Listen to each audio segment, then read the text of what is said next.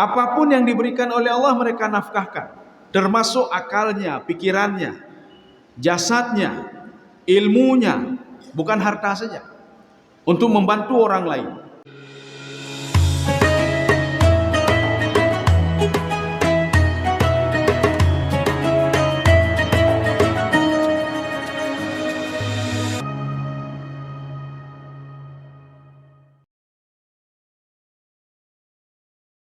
Assalamualaikum warahmatullahi wabarakatuh.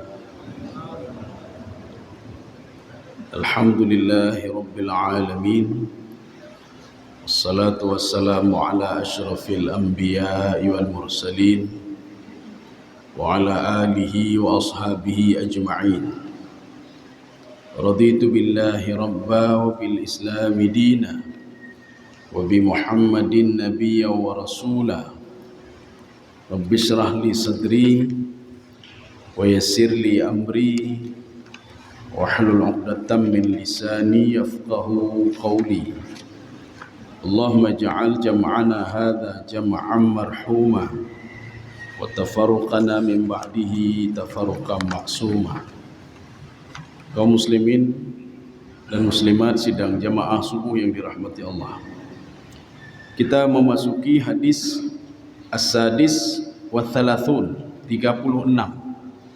Hadis ini kita jumpai juga di dalam hadis kumpulan Imam Muslim pada hadis 6600 sekian.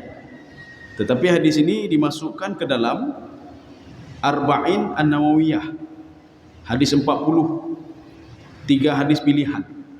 Tetapi kalau ingin juga kita melihat dalam riwayat Muslim, hadis ini bisa kita buka nanti kitab Imam Muslim, hadis ke 6600 sekian. Kalau tidak salah 6666, hadis yang ke 6666. An Abi Hurairah radhiyallahu anhu, anin Nabi sallallahu alaihi wasallam, qala. Hadis ini dari Abi Hurairah, dari Nabi sallallahu alaihi wasallam, Rasulullah bersabda. Di sini ada 6 pesan Rasulullah sallallahu alaihi wasallam, tetapi bentuknya syartiyah namanya. Bentuknya syartiyah. Jadi syartiyah itu bisa dengan man, bisa dengan ma, bisa dengan idza. Jadi syartiyah itu syarat. Kalau nanti begini, maka hasilnya begini. Ini ada 6 pesan Rasulullah sallallahu alaihi wasallam. Mungkin pagi ini kita cuma membahas 3 atau 4 saja. Kalau cukup waktu 4, kalau tidak 3. Semuanya jumlah syartiyah. Ini yang unik ini. Jadi pernyataan Rasulullah, kalau kamu nanti begini, maka kamu akan diberikan ini oleh Allah. Berarti mafhum mukhalafahnya di dalam kaidah usul fiqh ada mafhum mukhalafah. Kalau tidak seperti itu, berarti tidak akan diberikan oleh Allah. Ya, nih. Contoh begini. Seorang pimpinan berbicara dengan bawahannya, kalau kamu mau kerja lembur, maka gajinya saya lipat gandakan. Pimpinan ini tidak perlu dia katakan lagi, kalau tidak kerja lembur tidak perlu lagi. Bawahannya sudah paham. Berarti kalau tidak kerja lembur, berarti gajinya seperti biasa.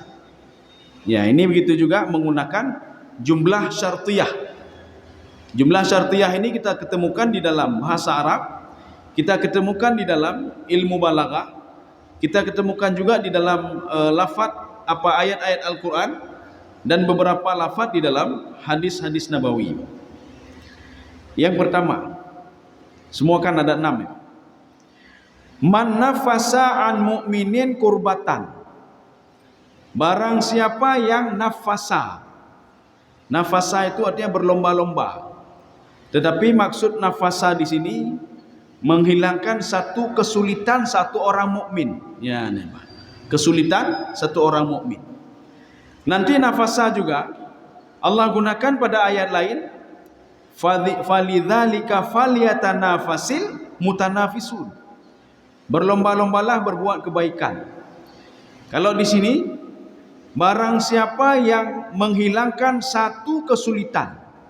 Kesulitan itu apa? Al-karbu itu kata Imam An-Nawawi, Ini kurbatan ini apa kurbah? Itu kurbah itu dua. Baik itu kurbatun nafsiyah ataupun kurbatun amaliyah. Bukan kurban, tidak. Kurban menggunakan kaf. Kurban itu maknanya kesusahan, kesulitan, kesempitan, itu kurbah. Tetapi kalau kurbah yang kurban ni Pak. Ya, untuk mendekatkan diri kepada Allah Subhanahu wa taala. Tetapi ini dengan kaf, kurbah. Kesusahan itu, kesulitan itu, kesempitan itu ada dua kata Imam Nawawi. Yang pertama kesulitan nafsiyah. Nafsiyah itu apa? Jiwa. Jiwa dia tidak tenang, jiwa dia susah. Ya, maka kita sebagai orang mukmin hendaklah menyelesaikan kesusahan dia. Kita hibur dia dengan kalimah thayyibah atau apa saja. Kita ajak dia untuk beribadah. Ini namanya kurbatun nafsiyah. Ada satu lagi kurbatun amaliyah. Kesusahan untuk bekerja. Dia tidak punya ini, tidak punya itu, ya Pak. Tutah untuk bekerja, Pak. Kalau tadi dalam bentuk jiwa, kalau ini amaliyah. Saya ingin bekerja tapi tidak punya ini. Saya ingin bekerja tidak punya ini. Maka Rasulullah mengatakan man nafasa an mu'min. Kalimat nafasa itu menggunakan tasdid. Tasdid ini kalau kita merujuk ke dalam tafsir Ibnu Katsir, beliau ketika menjelaskan ayat Al-Quran itu tasdid itu menunjukkan kepada mudawamah wal istimrar, berkelanjutan. Jadi kan dah tolong jino mentang, tengok dah tolong lam, tengok dah tolong lam. Maka hadis ini melarang kita untuk mempersulit orang lain, apalagi orang beriman. Ya. Nanti ada istilah begini, kalau susah untuk apa dipermudah? Ya, Pak. Nya menyoek dah pututah, apakah ada permudahan, Pak? Hana pupubah lai pututah ji, Pak. Ya. Maka larangan inilah man nafasa an mu'min kurbatan. Selesaikanlah masalah dia. Permudahkanlah mukmin itu. Baik secara nafsiyah maupun amaliyah. Kalau nafsiyah berarti kita tolong secara nafsiyah. Kalau amaliyah kita tolong secara amal. Saya nak bisa ini, oh saya bantu nanti nak apa? Belum bantu, ya Pak. Berarti kita bisa membantu dengan kalimah thayyibah, atau yang kedua al-amaliyah, dengan amal perbuatan kita. Di dalam tafsir Sya'rawi ketika beliau menafsirkan ayat, orang-orang salah seorang yang bertakwa itu yang dapat petunjuk dari Al-Quran adalah mereka-mereka yang diberikan sesuatu oleh Allah dan mereka berinfak. Ya. Wa mimma razaqnahum yunfiqun. Apa maksud wa mimma razaqnahum yunfiqun? Apapun yang diberikan oleh Allah mereka nafkahkan, termasuk akalnya, pikirannya, jasadnya, ilmunya, bukan harta saja, untuk membantu orang lain. Orang lain hana mupom, tak pegah nge ilmu katanya. Orang lain tidak bisa berbuat apa-apa, kita bantu dia. Jadi berinfak itu bukan hanya dengan harta saja. Maka Rasulullah SAW ketika menjelaskan kepada sahabatnya, infak itu bisa juga dengan kalimah thayyibah. Kita itu duduk astaghfirullah, astaghfirullah, astaghfirullah. Kita sudah berbuat kebaikan untuk diri kita. Kita sudah berinfak untuk diri kita. Dengan mengucapkan kalimat subhanallah, alhamdulillah, wa la ilaha illallah, Allahu akbar, la ilaha illallah. Itu juga sebuah kebaikan. Itu juga sebuah infak, infak untuk draw. Bahkan tabassumuka fi akhika sedekah. Senyumanmu pada saudaramu itu sedekah. Nyo saudara katanya tutah, dapat tutah dalam dia, Pak. Ya, Pak. Makanya kalau mengunjungi orang sakit itu, paling enggak kita kan berdoa, Pak. Dan berdoa kepada Allah, ya Allah nak pulih saudara alun, ya, Pak. Sebenarnya penyakitnya sembuhnya sebulan lagi gara-gara dah berdoa, gara-gara dah ajak kunjungan. Nya 5 roti aja wawanya, Pak. Ya. Kenapa? Karena bisa membantu fisik apa namanya? Batin dia. Fisik dia, batin dia. Kita membantu dia, memberikan semangat kepada dia. Nyotruk ba urun takit. Semenaji ti bulan tu yang jewo takalan tu. Oma ba takalan sang ti rotu ka habis tu. Nyang kalau nak pegah ka habis ti jim tu kan meninggal ya. Si jim tu kan meninggal dunia. Maka itulah fungsinya kita itu pergi mengunjungi orang sakit, pergi mengunjungi orang susah. Supaya apa? Mudah-mudahan kesusahan dia baik itu nafsiyah maupun amaliyah itu bisa terselesaikan. Ya, ini makna man nafasa an mu'minin kurbatan. Apa untungnya bagi kita? Apa untung bagi kita menghibur orang lain? Apa untung bagi kita mengangkat problem, mengangkat masalah orang lain? Apa untungnya bagi kita? Makanya Rasulullah SAW mengatakan ini namanya jumlah syartiyah. Kalau kamu mau menyelesaikan urusan saudaramu, mempermudah urusan saudaramu, di dunia ini, di dunia, nafasallahu anhu kurbatan min kurabi yaumil qiyamah. Maka nanti kita akan dilepaskan oleh Allah kesusahan hari kiamat. Hari kiamat itu di mana? Kalau kita merujuk ke dalam tafsir Al-Qurtubi, hari kiamat itu ketika kita mau sakaratul maut itu sudah kiamat. Ketika kita di alam barzah itu kiamat. Ketika kita dibangkitkan nanti, roh mencari tubuhnya itu kiamat. Ketika seseorang itu berjalan di atas sirat itu kiamat namanya. Ketika seseorang dihisab oleh Allah di mizan itu kiamat. Ketika seorang dimasukkan ke dalam surga atau neraka itu juga kiamat. Maka dalam rentetan proses itu dari kita sakaratul maut sampai nanti kita dimasukkan ke dalam surga dipermudah oleh Allah Subhanahu wa taala. Padahal yang tak pupukkan bacut, kita menghibur orang lain. Cuma kita diberikan pahala yang lebih dahsyat oleh Allah Subhanahu wa taala. Perlu kita ketahui, kesusahan di dunia itu cuma sedikit, kecil. Seperti Allah mengatakan dalam Al-Qur'an, "Walanabluwannakum bisyai'im minal khaufi wal ju'i wa naqsim minal amwali wal anfusi wath thamarat." Walanabluwannakum bisyai'in. Itu ba itu kata Imam Ibnu Abbas. Ibnu Abbas mengatakan ba itu ya dulu ala taklil. Taklil itu sedikit. Kita takut besok belum bayar uang kuliah anak. Kita susah besok mau makan apa, itu ketakutan yang sedikit. Kita diteror oleh orang lain, kita takut. Allah mengatakan itu takut sedikit ini. Bisyai'in minal khaufi. Itu takut yang sedikit kata Allah. Dibandingkan ketika kamu akan sakaratul maut, ketakutanmu akan lebih besar lagi kata Allah. Cukup ya ada apa? Ketika mau sakaratul maut, ya hana tinggal le jabatan, mak. Hana tinggal le tepu, mak. Maka ketika sakaratul maut seorang teringat bagaimana saya bisa lepas dari ini. Pergi banjara. Ini seperti Fir'aun ya. Fir'aun pakai bancara saya bisa lepas dari azab ini. Maka Fir'aun mengatakan amantu bi Rabbi Musa wa Harun. Saya beriman kepada Tuhan Musa dan Tuhannya Harun. Tetapi taubatnya Fir'aun tidak diterima lagi oleh Allah Subhanahu wa taala. Kaum muslimin sedang jemaah yang dirahmati Allah. Makanya di sini ada kalimat nafasallahu anhu kurbatan min kurabi yaumil qiyamah. Akan dilepaskan oleh Allah Subhanahu wa taala. Ini ada dua pemahaman. Pemahaman yang pertama, dia akan dibereskan dengan urusan akhirat nanti. Sakaratul mautnya mudah. Kenapa mudah? Ketika malaikat ingin mencabut nyawa dia atau macam-macam sama dia, karena malaikat hanya macam-macam dengan dia kecuali dengan izin Allah. Anggota tubuh kita yang sujud kepada Allah, yang tangan kita bersedekah, yang perut kita tidak makan haram, yang mulut kita kalam tayyibah, kalimat-kalimat baik, astagfirullah, kan demenak kan. Semua membela kita. Ketika sakaratul maut dibela, ketika di alam barzah juga dibela. Dibela oleh anggota tubuh. Ketika di padang mahsyar juga dibela. Ini tangan ini bersedekah. Ketika dimasukkan ke dalam neraka, tekedi nak mau dalam neraka. Mungkin ada kesalahan-kesalahan simpel dia, kesalahan yang kecil. Karena kata Imam Sawi dalam tafsir beliau, seorang itu akan dimasukkan ke dalam neraka wa in kana mu'minan. Walaupun dia orang mukmin. Mukmin yang bagaimana? Al-mu'min al-'asi. Seorang mukmin yang berbuat maksiat. Ya, jadi mungkin gara-gara dimasukkan gara-gara dia bersedekah, gara-gara dia menangis, haram api neraka itu kena matanya, haram api neraka kena tangannya, haram api neraka itu kena kepalanya. Kenapa kepala ini selalu sujud kepada Allah Subhanahu wa taala? Yang bela katanya.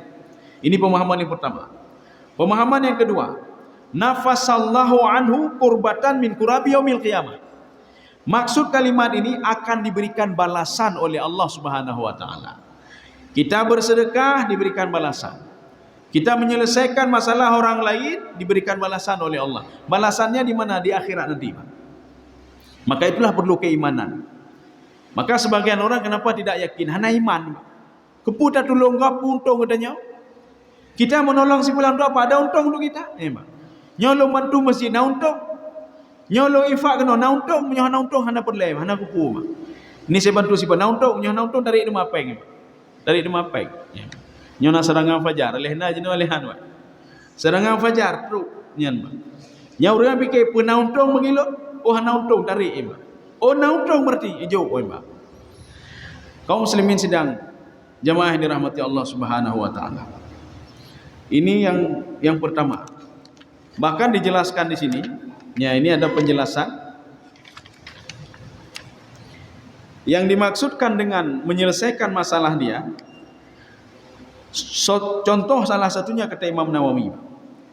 Wa 'alal istihbabi khalasil asir min aidil kuffar bimalin yu'tihi. Ini salah satu yang dilakukan oleh Abu Bakar As-Siddiq. Abu Bakar As-Siddiq itu ingin membebaskan budak, ya, budak yang sedang disiksa oleh tuannya, termasuk Bilal bin Rabah. Ketika Rasulullah berjalan dengan Bilal bin Rabah, Rasulullah mengatakan apa? Dia ini orang beriman. Rasulullah kamu paham? Abu Bakar kamu paham? Maksud Rasulullah, dia orang beriman, kalau kamu ingin dapat pahala, merdekakan dia. Ya, kecuali dia tidak beriman. Gaya Abu Bakar As-Siddiq pulang ke rumah. Apa yang diambil oleh Abu Bakar As-Siddiq? Tabohnya, taboh mok katanya obreh taboh mok ai, takkan kan mau obreh dia mok ya raya ratal ni, taboh hare mu katanya taboh hare breh ya nyata awak taboh hare breh pun dia taboh hare breh nyo taboh hare mu sampai tuannya itu dia tertawa melihat Abu Bakar As-Siddiq. Tuannya Bilal bin Rabah. Hai pun ya amayan ron. Ini tidak sebanding dengan dia. Dia lebih murah ini, lebih apa namanya? Hana pucuk aja. Dia itu mulia karena dia orang beriman. Makanya salah satunya termasuk membebaskan seseorang dari genggaman orang kafir. Itu termasuk man nafasa an mu'min kurbatan. Ini begitu juga yang dilakukan oleh Utsman bin Affan radhiyallahu anhu. Ketika ada salah seorang sahabat, setiap habis salat subuh beliau selalu pulang cepat. Kalau salat lain tidak, geduk dia astagfirullah, astagfirullah, subhanallah, alhamdulillah, geduk nanti atau dia berdoa atau salat sunnah. Tapi habis salat subuh dia langsung pulang, sehingga menjadi pusat perhatian bagi sahabat yang lain. Sahabat yang lain bercerita ke Rasulullah, ya Rasulullah, menyojid nehe urang bunuh ya Rasulullah. Coba engkau panggil, ada apa dengan dia ya Rasulullah? Akhirnya Rasulullah memanggil sahabat tadi. Rasulullah bertanya, apakah benar engkau setiap habis salat subuh selalu pulang cepat? Betul ya Rasulullah. Kenapa tidak duduk dulu beristighfar dulu, tenangkan jiwa kamu dulu? Begini ya Rasulullah, rumah saya berdampingan dengan rumah Yahudi. Kemudian beliau ada pohon korma Yahudi itu. Tetapi tangkainya itu masuk ke rumah saya ya Rasulullah. Setiap pagi halun hana lembu pompakan di bengah red kormanya tabi ya Rasulullah. Pada suatu hari, suatu subuh, anak saya mengambil korma itu karena saya terlambat pulang subuh. Ketika saya pulang dia sedang mengunyah korma itu. Saya tanya, apa yang kamu makan nak? Itu korma yang jatuh di depan rumah. Saya ambil tangan saya congkel mulut dia. Keluar darah dan keluar semua korma itu. Saya tidak mau yang haram masuk ke dalam mulut anak saya ya Rasulullah. Saya mau dia menjadi anak yang saleh ya Rasulullah. Akhirnya Rasulullah mengajak sahabat yang lain ke rumah pemuda tadi. Ya, rupanya betul rumahnya berdampingan dengan rumah Yahudi. Kormanya itu tandannya masuk ke dalam perkarangan rumah sahabat ini. Apa kata Rasulullah? Utsman yang urus handron. Ya, Pak Utsman bin Affan. Apa kata Utsman bin Affan? Wahai pemuda, saya beli korma kamu. Oh, hana lembu belau, mahal, hana lembu belau. Saya tukar korma ini dengan beberapa korma lagi. Oh, hana belau mahal. Kamu mau apa kamu? Saya mau tanah kamu yang luas itu ganti dengan satu korma saya. Gadanya Pak ada pupur kan? Utsman mengatakan jid, hana pupur, tukar saja. Akhirnya Pak korma itu dibeli dengan sebidang tanah yang sangat luas sekali. permintaan Yahudi tadi. Ini termasuk ini juga. Yang katanya hai tambah. Tapi paling enggak sudah memberikan motivasi. Barang siapa yang memberikan kemudahan bagi orang lain akan dimudahkan oleh Allah Subhanahu wa taala. Contoh yang kedua, takhlisul muslim min aidi zulmah. Kita membebaskan orang mukmin dari kezaliman orang lain. Membebaskan dari seperti ini apa namanya? Salah satu negara di Afrika diberikan utang oleh Amerika. Akhirnya dia terikat jasa. Akhirnya datang negeri Turki, negara Turki. Saya bebaskan urusan utangmu biar urusan saya. Jok pulang ke dia mendua Amerika ini. Sekarang kamu bebas. Ini termasuk manafasa an mu'minin kurbatan. Tapi kita lihat dulu dia mukmin apa bukan. Nya itu mayang pita tapi pita ne ba. Jamat dia halake dulung, pada tulung le urang na temayang. Kipan dulung urung meduh dan temayang ba. Ana deuh temayang, ana deuh je kipan da tulung ba. Ya.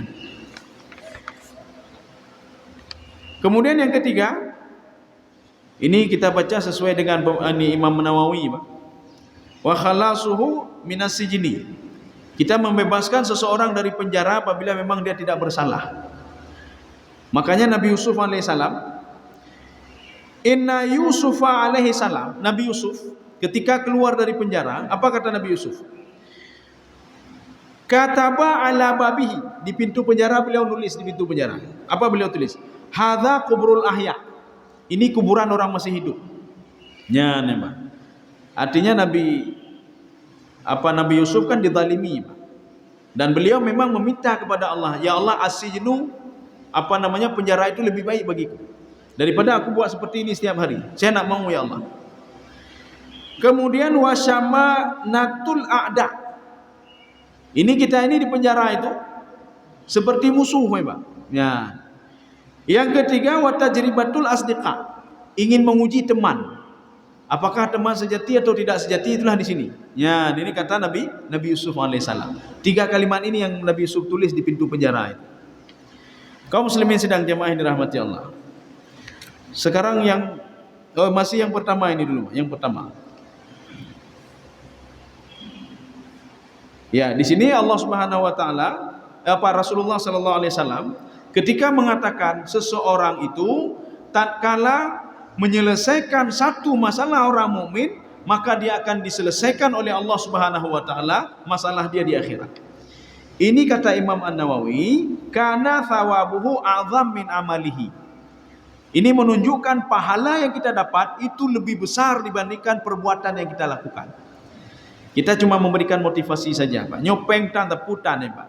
Yang jut pun tajuk motivasi hai bela berzikir, bela ne temayang, bela ne pebutnya, bela ne pebut je. Dia termotivasi. Maka pahala kita lebih banyak dibandingkan apa yang sudah kita lakukan. Sudah, ini yang pertama. Sekarang yang kedua. Waman yassara ala mu'sirin. Barang siapa yang memudahkan. Nah, ini beda lagi ini. Kalau yassara berbeda dengan nafasa. Yassara mempermudah. Arti mempermudah apa? Dengan memberikan kepada dia sahala bi'ita, dengan memberikan sesuatu untuk mempermudah dia. Nyohana terpermudah. Ini ada sedikit dari saya. Ini yassara namanya. Ala musirin. Musirin orang yang terlilit hutang.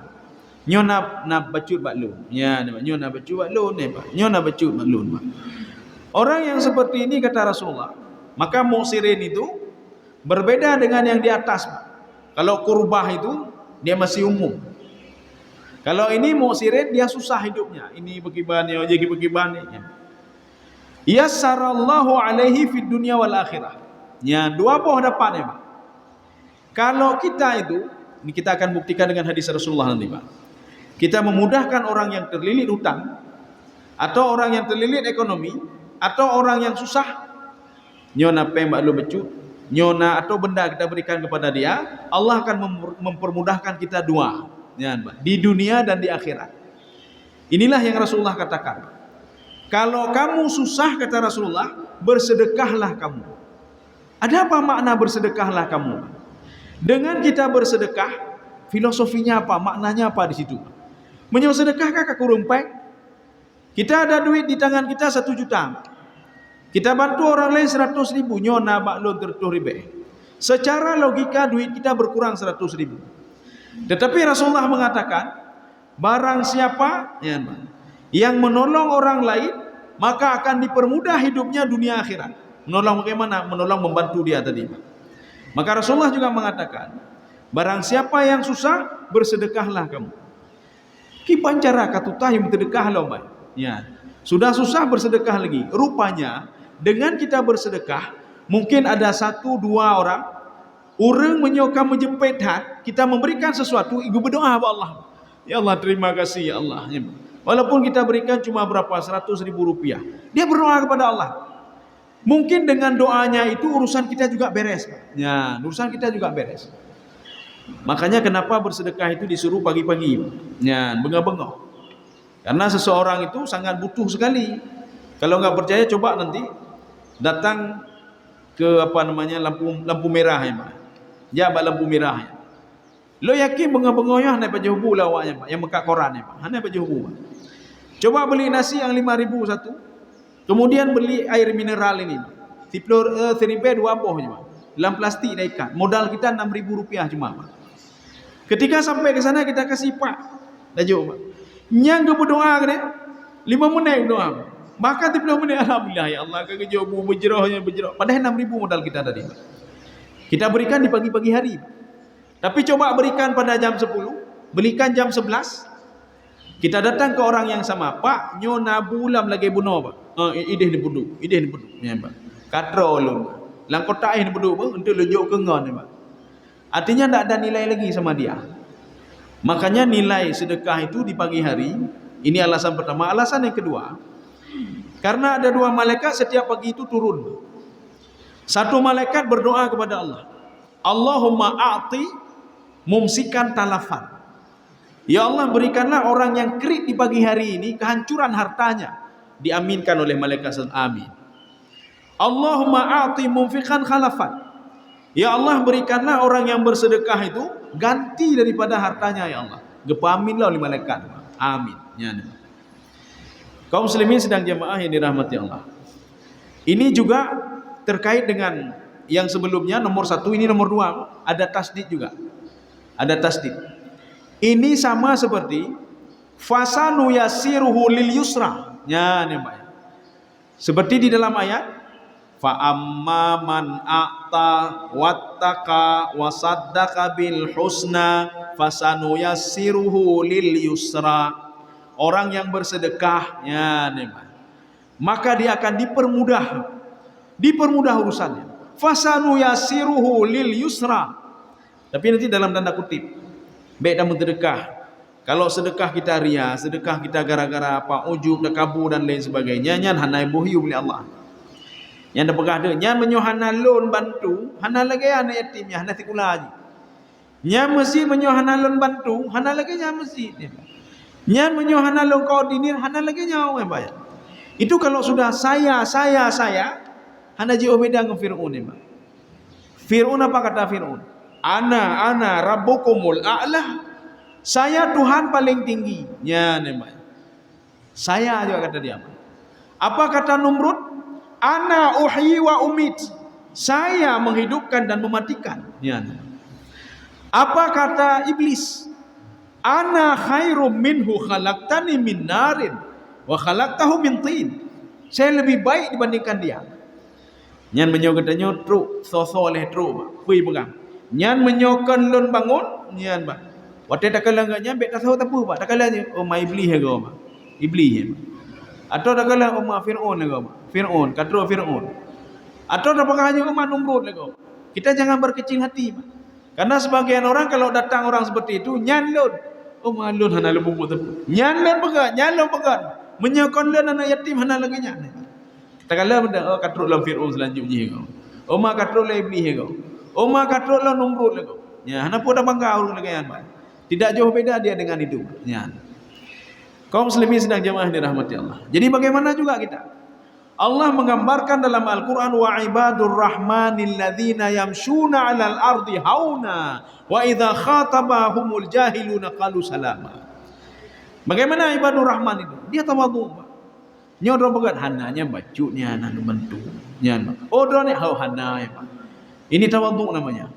Jadi orang yang ibadur rahman itu adalah seorang yang tawadhu, dan seorang ketika ada orang lain ngomong ke dia macam-macam, kalau salam apa kedro mentene calu hanap. Hai dalayan ni ya, Pak. Biarin saja. Ya, Pak. Itulah ibadur rahman. Kaum muslimin sedang jemaah yang dirahmati Allah. Sekarang sudah masuk yang kedua. Sekarang masuk yang ketiga. Waman satara musliman, barang siapa menutup aib orang muslim. Nyan, kibah menutup aib. Apa hanjit dah buka aib kau? Nyo dalam pemilihan-pemilihannya dah buka aib kau apa jut? Nyan. Imam Nawawi mengatakan, tutup aib itu ada 3 model. Nyan. Ada 3. Yang pertama kata beliau, ayakuna khairan. Lebih baik kita tutup aibnya. 1. Yang kedua, ayakuna syarran. Lebih baik jangan dibuka. Jangan jangan ditutup-tutup aib dia. Berdosa, harus dibuka aib dia. Yang ketiga, la yadri ayakuna khairan aw syarran. Kita tidak tahu, Pak, ini saya buka baik atau saya tutup baik. Ya, nih, Pak, ini ada 3. Yang pertama, kapan seseorang itu harus menutup aib saudaranya muslim? Contoh, ini kata Imam Nawawi, contohnya, ra'aita rajulan sahiba khuluqin wa dinin wa hay'ah. Kita melihat ada seseorang yang baik akhlaknya, kemudian agamanya juga baik, kemudian perangainya juga baik. Tiba-tiba fara'aitahu fi khata'. Dia itu berbuat kesalahan. Nyaurung yang begabuno, dia orang taat tapi dia buat kesalahan. Qad ata khata'. Kadang-kadang dia salah. Famithlu hadza satarahu mahmudan. Kalau kita menutup aib dia, itu sangat terpuji sekali. Ya, beda pegah bagau. Kenapa? Karena beliau ini hidupnya memang orang baik-baik. Kadang-kadang khilaf beliau. Ketika khilaf ini, menutup aib dia satarahu kana mahmudan. Menutup aib dia itu sangat terpuji sekali. Beda pegah-pegah bagau. Ya. Karena beliau tergelincir ya, salah. Yang baik gara-gara salahnya kebaikan hilang semua. Yang baik dengar dengkuan bahana mupuan. Baru oleh pu mati ke pubuk ni. Ya. Karena dia ini seorang yang baik dan akhlaknya bagus, kalau berbuat kesalahan sedikit maka lebih baik ditutup saja. Sudah, ini yang pertama. Yang kedua, idza kana asitru syarran. Tak boleh kita tutupi, harus kita kemukakan di depan umum. Harus dah pegah. Apa itu? Karajuli wajatahu ala maksiyah. Ada seseorang laki-laki dia buat maksiat. Yang kan ahli ibadah ni, Pak. Ya ni. Menyo ahli ibadah dia urun taat. Dia kan urun taat pegang mati, Pak. Au ala udwan, ala nas, atau sering melakukan permusuhan dengan manusia. Wa idza satartahu, kalau kamu tutupi aib dia, lam yazid illa syarran wa tughyanan. Maka kemungkaran akan bertambah, kejahatan akan bertambah. Bahkan kata tutupi, Pak. Ya. Tinggal itu menculam ni. Tinggal colok dagap yang menyota tutup. Tetapi ketika kita bicarakan, nyoti pula itu mencua dagapnya. Itu mengungkapkan itu mahmudan, lebih terpuji dibandingkan kita tutup-tutupi. Makanya fahuna satarahu madhmum. Kalau kita tutup-tutupi aib dia, maka kita berdosa. Kita itu dicaci, dicela di dalam Islam. Makanya wajibu ayak syifa, wajib untuk membongkar aib dia. Dia hanai temayang, be ancur dia mendu-mendu. Dia tidak bisa mengurus dirinya pakai banyak uruh katanya. Dia tidak dekat dengan Allah pakai banyak ya petodong katanya. Dirinya tak bisa diurus. Pakai banyak uruh katanya, Pak. Bagaimana dirinya tak bisa diurus? Ketika Rasulullah mengatakan at-taqwa hahuna. Ya, kecerdasan itu kan ada 2. Kecerdasan otak, kecerdasan ini. Seseorang itu kalau tak punya kecerdasan ini, dia tak bisa mengontrol jiwa. Akhlak bro, itu menagop dan lain sebagainya. Ini kalau tidak, ini tidak punya ini, Pak. Hananya, Pak. Bagaimana dia itu bisa mengatur dirinya? Mengatur diri saja tidak bisa, apalagi mengatur orang lain. Sudah, sekarang yang ketiga. Yang ketiga di antara 1 dan 2, kita ragu-ragu. Nyope gaknya kadang-kadang gejak sampai jemaah, kadang-kadang hana, kadang-kadang yo kiban gepegak mati ke apa dah pegah bagau. Ya ni, Pak. Kalau tadi sudah jelas ahli ibadah. Yang kedua ahli maksiat. Yang ketiga kadang-kadang begini, kadang-kadang begini. Ini bagaimana? Tapi dengan syarat dia tidak meninggalkan salah, ya, Pak. Kalau orang seperti ini, fasitru aula. lebih baik tutup saja. Kalau ragu-ragu, nyo ragu-ragu lo ni. Gaya ibadah najih na, tapi ke pebutnya, kita ada pegah. Oh tatuk mentap. Nyan, kita tutupi aib orang lain. Kaum muslimin sedang jamaah dirahmati Allah Subhanahu wa taala. Sudah, sekarang yang keempat. Ya, satu lagi ini ada apa namanya? Nanti kita lanjutkan 5 6 2 lagi. Yang keempat, oh ini belum, sambungan hadisnya sedikit lagi. Wallahu fi aunil abdi, maka nal abdu fi auni akhihi. Allah itu akan selalu melindungi seseorang apabila seseorang melindungi saudaranya. Berarti kita sampai segini saja. Ya, berarti ada jumlah syartiyahnya baru 3. Berarti tinggal 3 lagi. Kenapa kita melindungi dia? Kenapa kita tidak membongkar aib dia? Karena Allah mengatakan wallahu fi aunil abdi, maka nal abdu fi auni akhihi. Allah akan selalu melindungi si fulan apabila si fulan melindungi orang lain. Allah akan akan menutup juga satarahullahu fid dunya wal akhirah. Aib orang ini akan ditutupi oleh Allah di dunia dan akhirat. Ya. Jadi barang siapa yang menutupi aib saudaranya yang muslim, ya, menutupi aib saudaranya muslim, atau dia berbuat jahat tadi, bukan orang muslim, artinya bukan muslim begini, bukan orang taat, maka dia akan ditutupi aib juga oleh Allah Subhanahu wa taala. Apa maksudnya tadi 2 tadi, Pak? Kalau dia itu orang mukmin, maka wajib kita tutupi. Kalau dia itu antara mukmin dan ini, kadang-kadang salat, kadang-kadang tidak, maka lebih baik ditutupi juga. Kapan kita bongkar? Ketika dia itu memang orang buat maksiat. Ya, orang buat maksiat. Ketika seorang yang buat maksiat, maka menutupinya itu merupakan mazmumah. Tidak boleh. Ya. Kenapa kita harus menutupi aib orang lain? Satarahullahu fid dunya wal akhirah. Aib kita juga akan ditutupi oleh Allah Subhanahu wa taala di dunia dan di akhirat. Makanya kalau aib kita dibongkar oleh Allah, yang aib mesti dibongkar oleh Allah Subhanahu wa taala, yang kita hai dah jam masjid le, Pak. Hai dah jam masjid le. Gepengah oleh Allah si fulan kai pupu mati orangnya. Kamale dia, si fulan sudah buat ini, si fulan buat ini. Maka semua ini ditutupi juga oleh Allah Subhanahu wa taala. Sebagaimana kita menutupi aib saudara kita tadi, ya, aib saudara kita. Makanya Rasulullah mengatakan, wallahu fi aunil abdi, maka nal abdu fi auni akhihi. Allah itu akan senantiasa terus melindungi seorang itu apabila seorang itu dia melindungi saudaranya yang muslim, ya. Ini kewajiban kita sesama muslim. Itu ada 3. Kewajiban kita sesama muslim.